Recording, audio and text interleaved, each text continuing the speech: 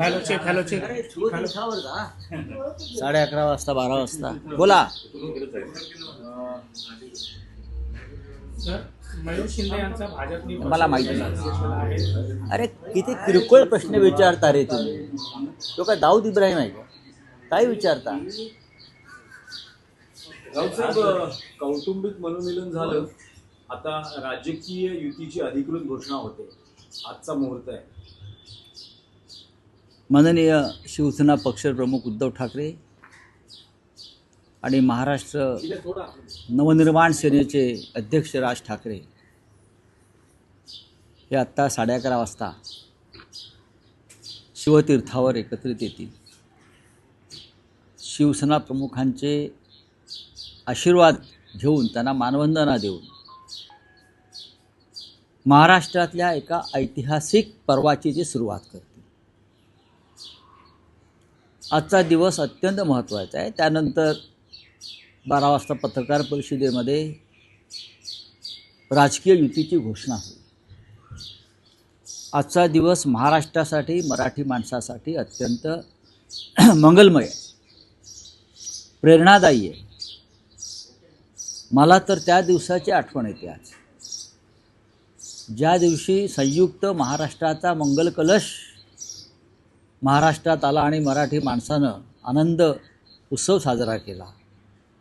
अशा प्रकारचा मराठी ऐक्याचा मंगल कलश आज माननीय उद्धव ठाकरे आणि माननीय राज ठाकरे यांनी महाराष्ट्राला अर्पण केला, असं चित्र आज संपूर्ण मला राज्यामध्ये दिसतं. कोण काय बोलतात भडभुंजे त्याच्याकडे लक्ष द्यायची गरज नाही. हे सगळे लाचार दिल्लीचे बूटचाटे लोक आहेत.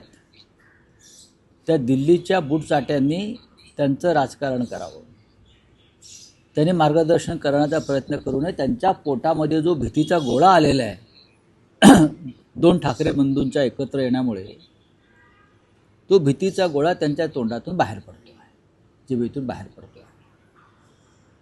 मराठी माणूस एक आहे आणि एक राहील, आणि त्यांचं नेतृत्व मराठी माणसाचं म्हणून उद्धवजी आणि राज्य करतील. आज त्या संदर्भात अधिकृत घोषणा होईल. मुंबईसह ठाणे, कल्याण, डोंबिवली, मीरा भाईंदर, नवी मुंबई, नाशिक, पुणे या महानगरपालिका तर आहेतच. इथे आमची जागा वाटपासंदर्भातली चर्चा संपलेली आहे. याशिवाय इतर महानगरपालिका जिथे जिथे शक्य आहे तिथेही आम्ही एकत्र महानगरपालिका लढण्यासंदर्भात काम करतो आहोत.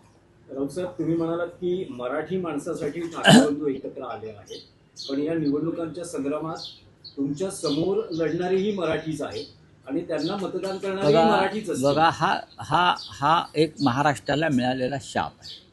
छत्रपती शिवाजी महाराजांच्या काळापासून मराठी माणसानंच स्वराज्याला विरोध केला. शिवाजी महाराजांनी ज्या 225 लढाया लढल्या असं शिवसेना प्रमुख आम्हाला नेहमी सांगायचे. त्यातल्या किमान 200 लढाया स्वकीयांविरुद्ध ते लढले आणि तरी त्यांनी स्वराज्याचं तोरण बांधलं. माननीय बाळासाहेब ठाकरे यांना सगळ्यात जास्त विरोध मराठी लोकांनीच काही केला, तरीही त्यांच्यावर मात करून माननीय बाळासाहेबांनी शिवसेना निर्माण केली आणि राजकारणामध्ये यशस्वी केली. हे प्रत्येक राज्यामध्ये होत असतं. आपलेच लोक आपल्या विरुद्ध उभे राहतात. त्यांना स्वाभिमान नको आहे. मी बोललो ना, जे दिल्लीचे बूटचाटे आहेत, मग त्या बूटचाट्याने परवा बूट पॉलिसवाल्यांचा एक मेळावा पण घेतला होता. ते प्रॅक्टिस करतायत चांगल्या प्रकारे दिल्लीचे बूट कसे पुसता येतील किंवा बूट कसे चाटता येतील, त्यांची एक रंगीत तालीम सुरू आहे.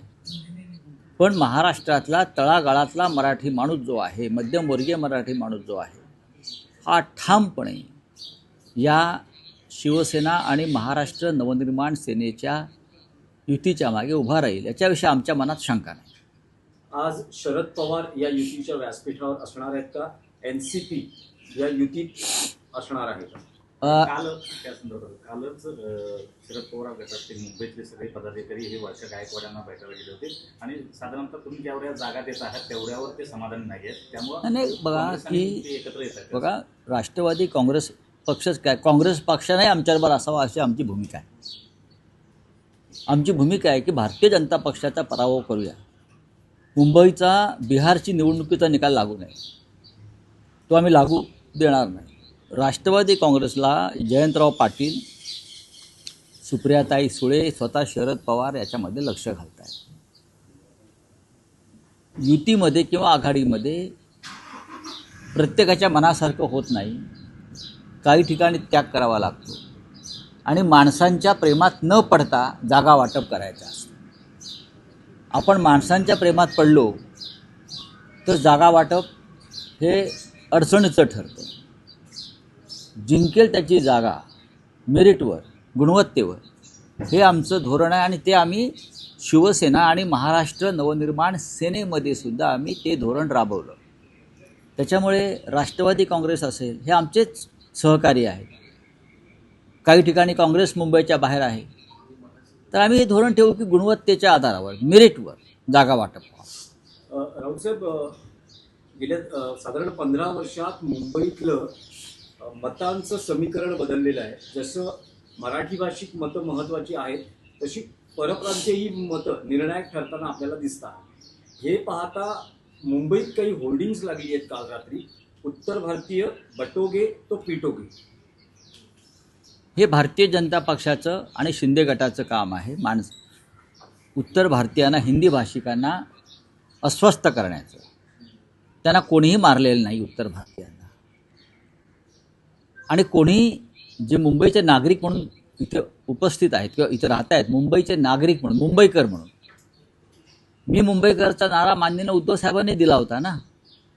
पण जो मराठी माणसाच्या एकजुटीमुळे जो पोटात काही लोकांच्या भीतीचा गोळा आलेला आहे, ते अशा प्रकारचं दुहीचं राजकारण करत आहेत.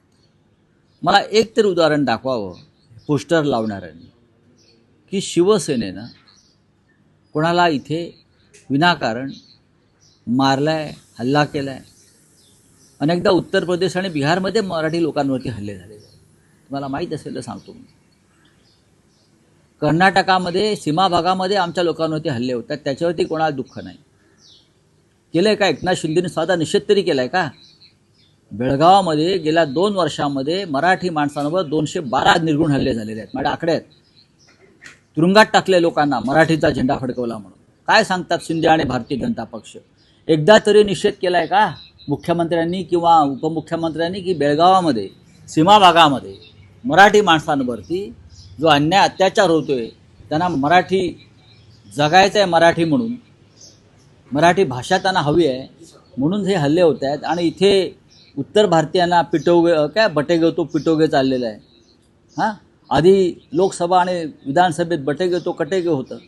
आता त्यांचे वेगळे वेगळे प्रकार सुरू आहेत. ही नाटकं काँग्रेस आणि राष्ट्रवादी जे आपल्या महाविकास आघाडीतले आपले घटक पक्ष आहेत, तर चर्चा देखील त्यांची एक अंतिम टप्प्यात आहे. काँग्रेस आणि राष्ट्रवादी जर एकत्र लढले तर त्याचा मनसे आणि शिवसेनेचा नाही काय होणार, परिणाम किती होईल? मराठी माणसावरती काही परिणाम होणार नाही. मला पूर्ण खात्री आहे की राष्ट्रवादी काँग्रेसबरोबरच्या आमच्या चर्चा यशस्वी होतील. मला पूर्ण खात्री. NCP बरोबर म्हणजे माननीय शरद पवार साहेबांच्या राष्ट्रवादी काँग्रेसबरोबर आमची चर्चा संपलेली नाही. कालपर्यंत सुरू होती, थोडं मागे पुढे होईल, पण आम्ही मार्ग काढू. राऊतसाहेब, तोच मुद्द्याचा भाग आहे. तुम्ही म्हणतात की शिवसेनेनं कधी परप्रांतीयांना मारहाण केली नाही, पण आज तुमच्याबरोबर महाराष्ट्र नवनिर्माण सेना आणि गेल्या काही काळात बघितलं तर अशी अनेक उदाहरणं आलेली आहेत की ज्यात परप्रांतीयांना मारहाण झालेली आहे. मराठी तुम्हाला मुद्द्यावर नाही आता एक सांगतो की परवा भाजपचे आमदार कोण पराग शहा यांनी मराठी रिक्षावाल्याला मुंबईत मारलं. हे तुम्हाला दिसत नाही का? एका मराठी रिक्षावाल्याला भर रस्त्यावर मुंबईत मारून दादागिरी केली. का? कारण काही असतील, पण मराठी माणसावरती भारतीय जनता पक्षाच्या आमदारांना हात उचलला. ह्याच्यावर तुम्ही प्रश्न का विचारत नाही?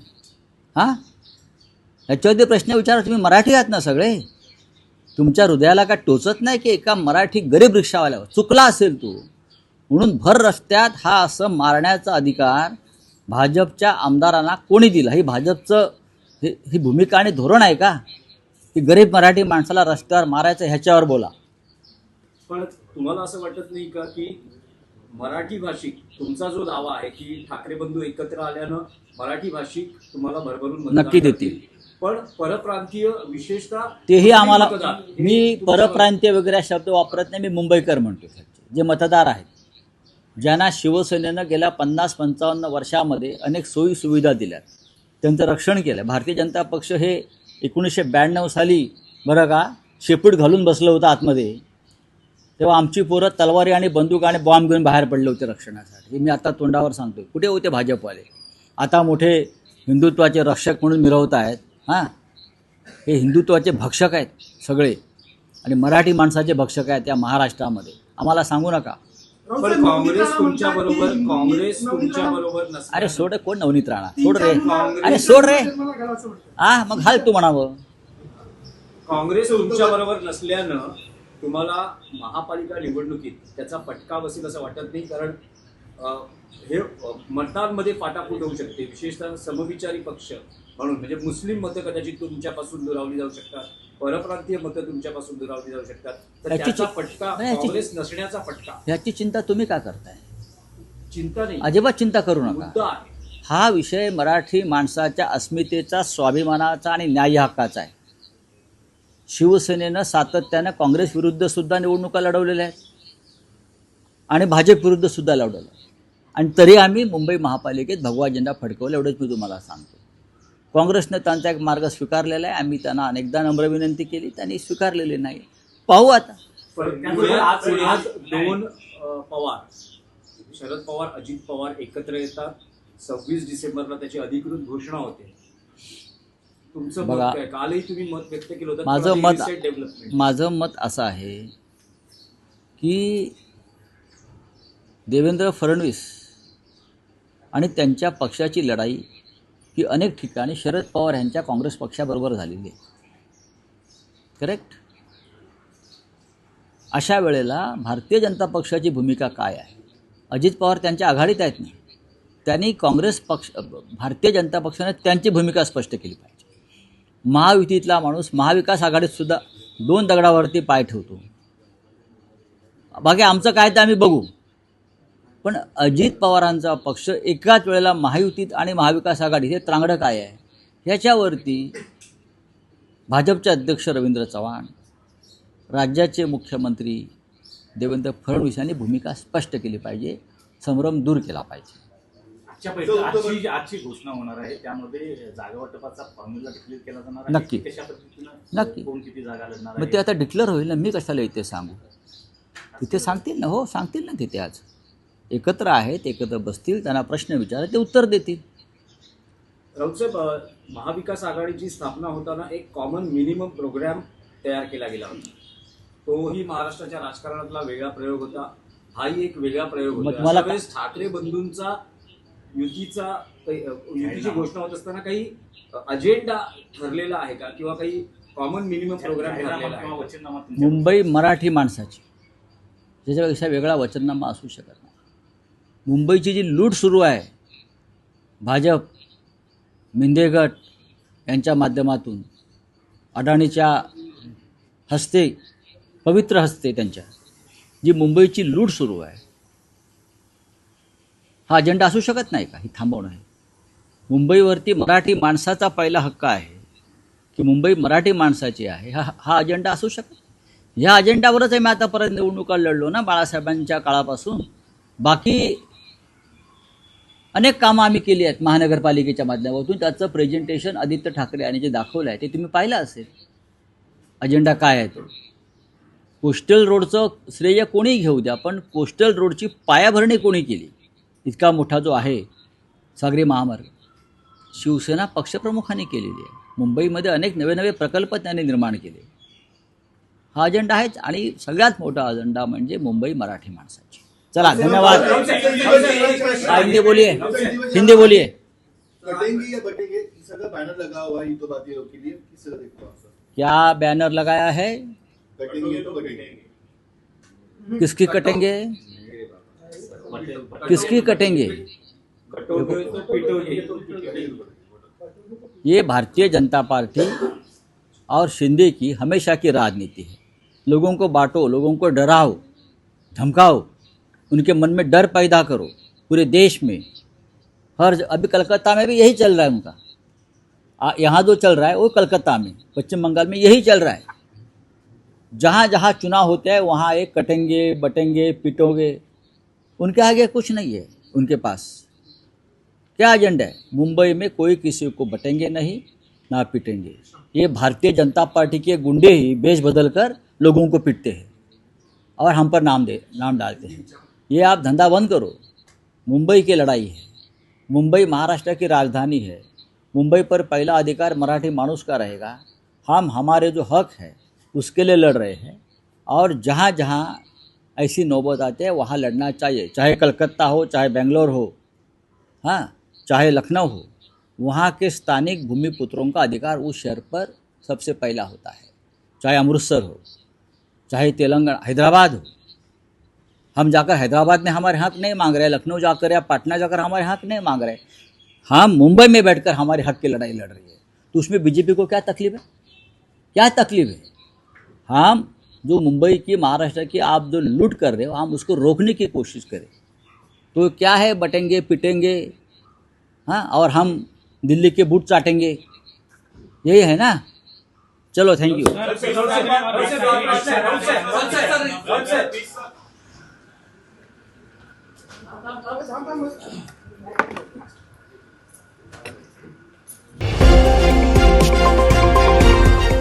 झुंजार जनता न्यूज, फक्त बातमीच नाही तर बातमीचा पाठलाग.